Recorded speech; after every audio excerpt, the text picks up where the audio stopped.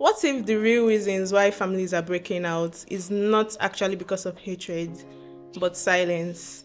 And what if parents and children, they are not enemies, but just two different generations that simply do not understand themselves? As a child, when was the last time you spoke to your parents without being scared or afraid? And as a parent, when was the last time you listened to your child without being judgmental? Today, we are talking about something people, most parents, families, and society at large avoid a whole lot, and which is the tension between parents and children. And I'm not going to do this alone. And as you all know, I'm Mbasebe Florence, your favorite host, and with me here I have... My name is Josephine Dema Obapitan. Annyeonghaseyo, everybody. There she goes again, the Korean baby. Okay, welcome Josephine, and to you all out there, you're welcome back to today's episode of DURA'S Voice podcast. And if you're a newbie, please don't go anywhere, sit back, and if you're a regular, you know how we all do this. So please don't go anywhere, just sit back, because today it's discussion. Yeah. So Josephine, Yeah. do you think parents and children, they actually misunderstand themselves, or do you think the main problem there is disrespect? Basically, I think it goes both ways, Okay. right? Whereas the parents do not understand the children, Okay. and then also in our generation, as it seems or as we see, Yeah. we also lack respect. Okay. Yeah. So I would say it goes both ways. We cannot just hang it on just one part. It goes both ways. Yeah. Okay. All right. So I would say, okay, let me ask, was there ever, because I know most times children, they find it so difficult to talk to their parents or to relate some things with them because of fear, judgment. You understand how Yeah. our parents, yes, you understand this generation versus the generation before now. So was there ever a time for you that you found it so difficult to tell some things to your parents, or maybe to relate to them? Yes. The early part of my life, it was really hard for me to open up to my parents or to relate with them. And again, I at some point also in my life, I moved and I was staying with my aunt, Okay. right? So I was a little bit distant from them, yes. And it was a really, really hard time for me back then, because I was going through so much changes and the rest. But I thank God for now, because we're in a good place. It's a and whole lot better yeah, now. Yes. So why we're was going- it so difficult for you to relate with your parents back then? Was it that you're not given the opportunity, or maybe the space, or maybe that father, mother, child bond or love was not there?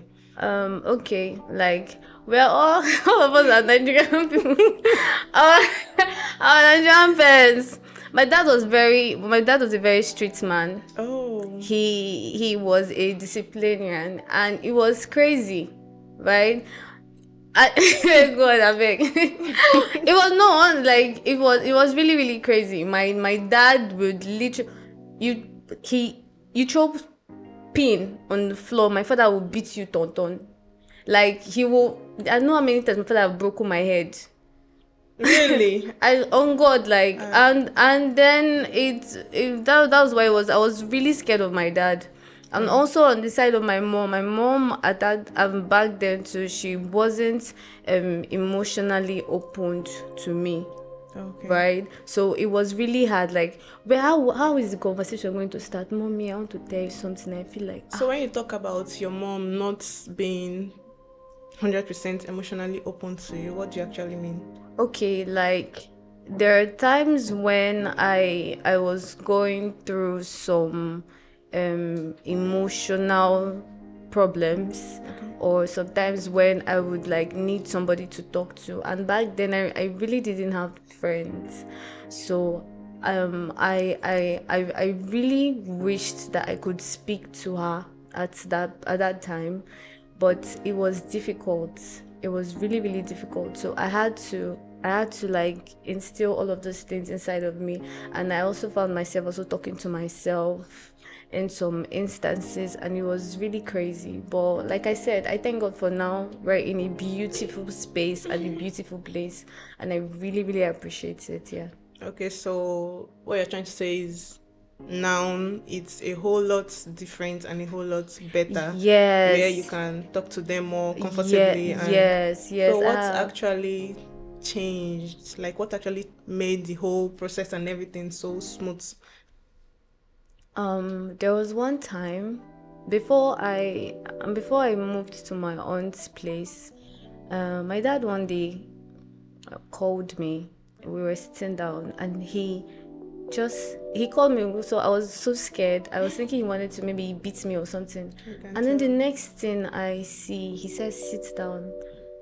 I sat on the couch with him. Next thing I see, he uses his hands to like shift me to himself, and then he puts my head on his chest, and he's like, "Stop being scared of me. All of these things that I'm doing them for your own good."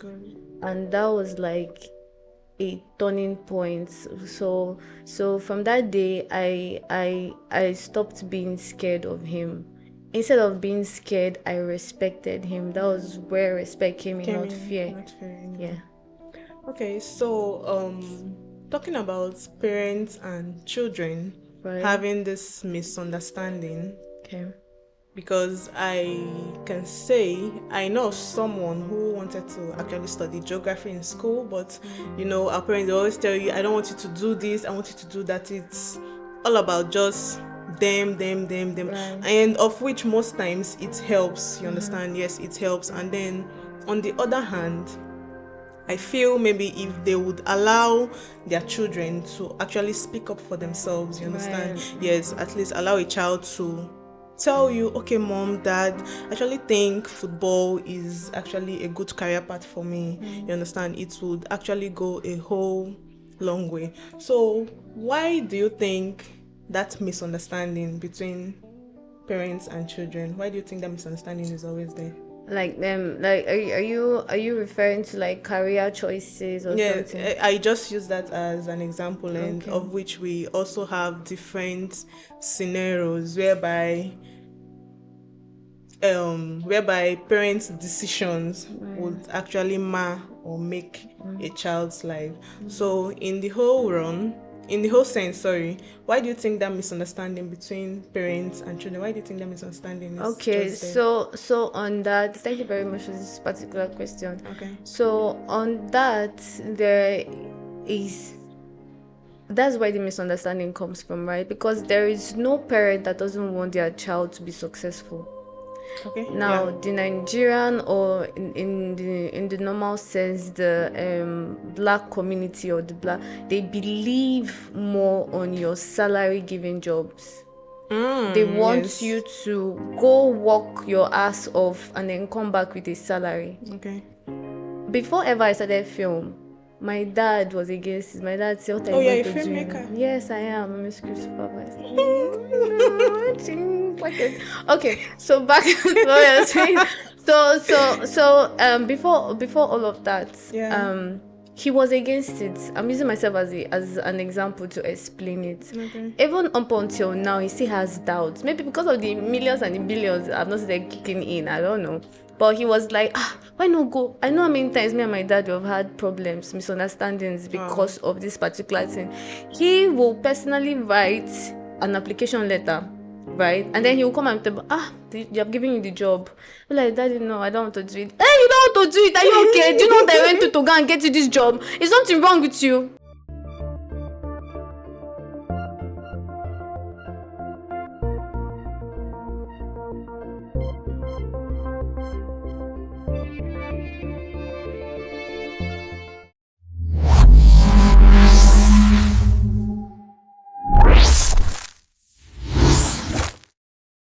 I would be like, "Daddy, trust the process."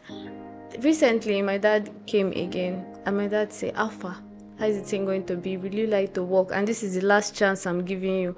I said, Daddy, I believe in my dreams. I know what I want to do. Tomorrow now when the millions will come in, you say, oh, that's my daughter. Yes, now. you'll be so proud of you. Like, you understand. So I started telling him about other people that have made it in the movie industry. And it's like, when do you want to reach that level? When do you want to reach that level?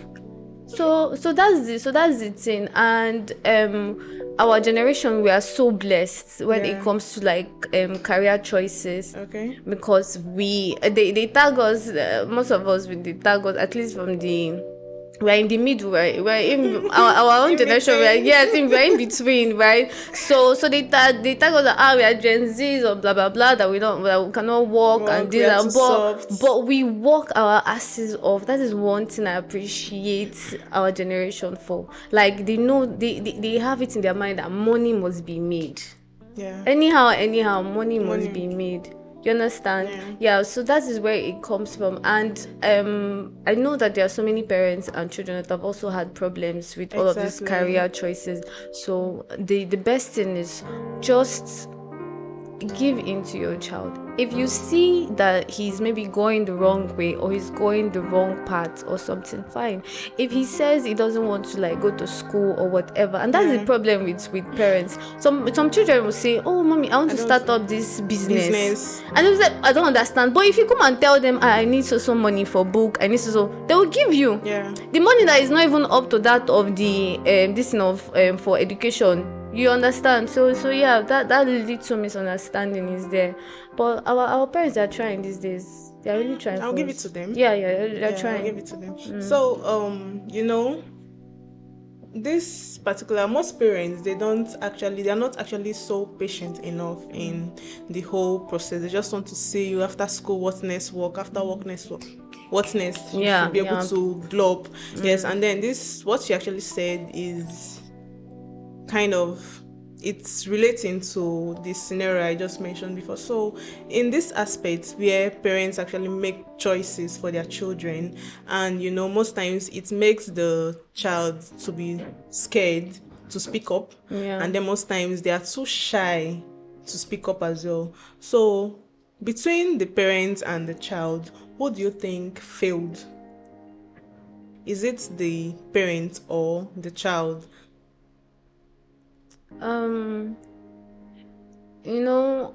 We blame the parents a lot. Okay. But a person cannot give what he doesn't have. There are some most of the parents today, they turned out the way that they are today based on what it is that they have gone through in their own life and with their own experiences. So blaming it on just the parents would be so wrong. Now I will give you an instance. There is a let's say a lady, right? She gave birth to a twin. Okay. Now the two of them are identical twin, right? And she gave birth to them out of wedlock. Okay. Good. So they grow up to become women, and then one of them, the identical twin, they had the same training or like build up and the rest, right? And then one of the girls got pregnant also out of wedlock, right? Good. And when they ask her, why did you turn out like this? The reply she gives is, I turned out this way because of my mother.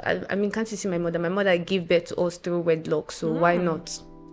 And then we have the second one, who got married. Traditionally, Christian married, courts, whatever, however. And then she gave birth to her own child. Okay. And then they asked her, how did you turn out like this? And then she said she looked at her mom and decided for herself that she doesn't want to be like that.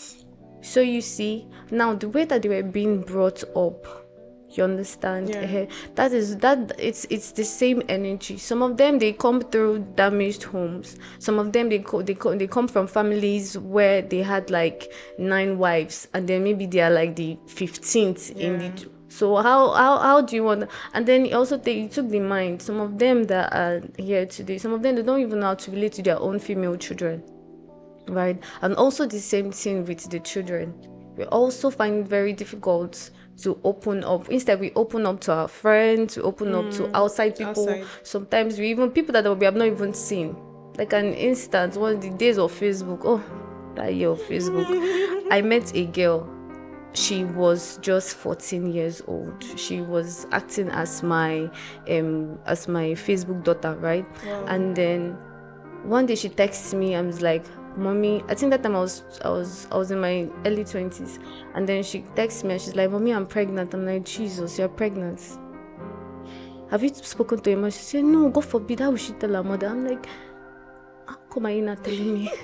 "Cannot tell your mom, but you're telling me why?" She's like, "No, that she doesn't have that kind of relationship." I'm like, "Oh yeah, let me come. I will." And this girl, Samantha, that's her name. I have not met her before. Wow.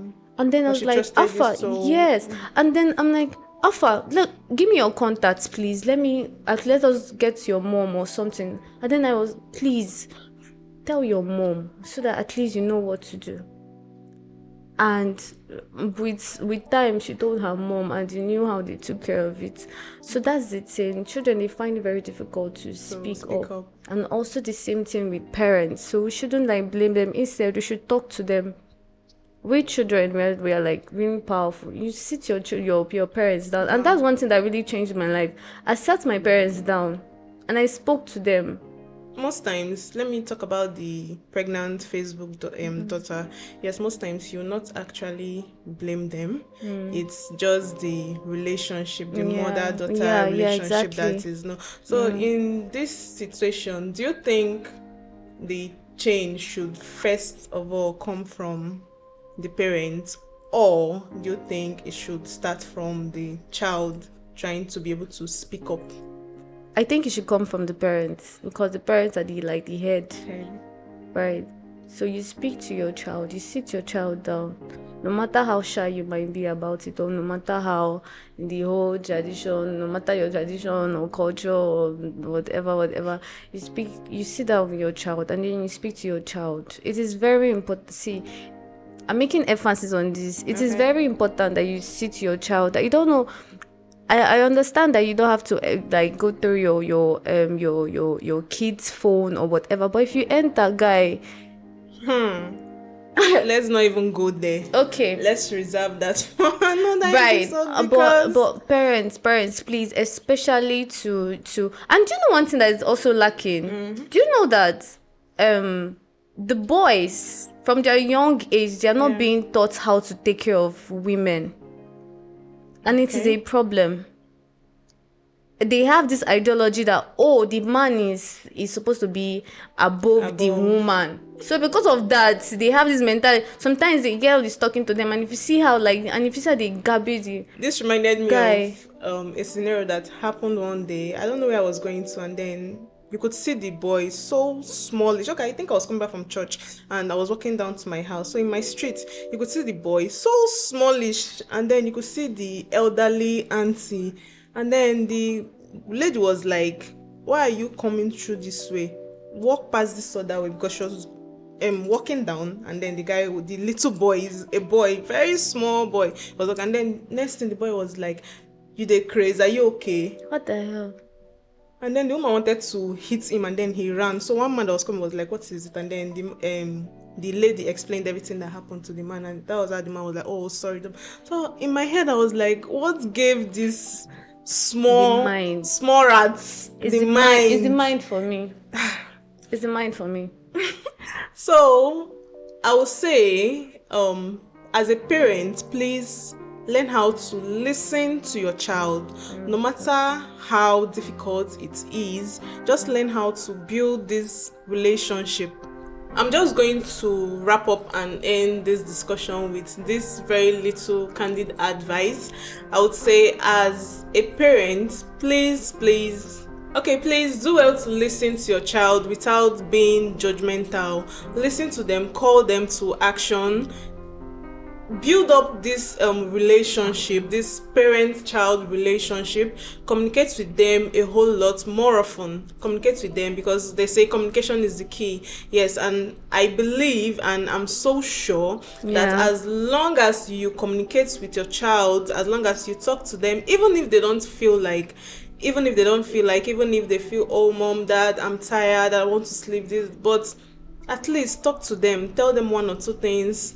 Tell them stories, even if you don't know how to start up with. Try as much as possible. Make it a habit.